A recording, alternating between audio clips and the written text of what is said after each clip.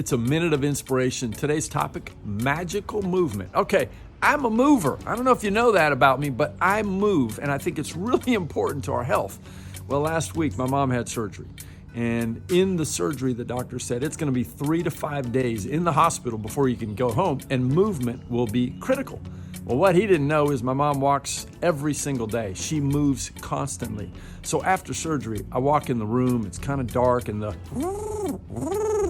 is the sound from the little device that's massaging her legs. I said, "Hey, Mom," and she kind of fluttered her eyes and looked over and said, "Hey, honey."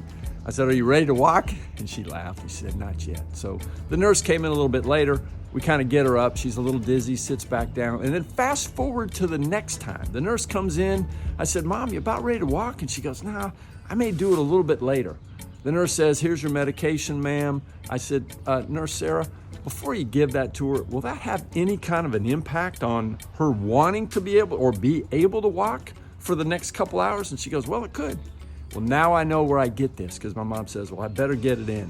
So we stand her up. She walks out into the hall, up and down.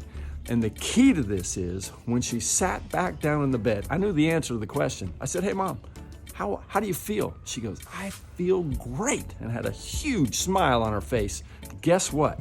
After 2 days, not 3 to 5, 2 days, she was discharged. Friends, movement is key.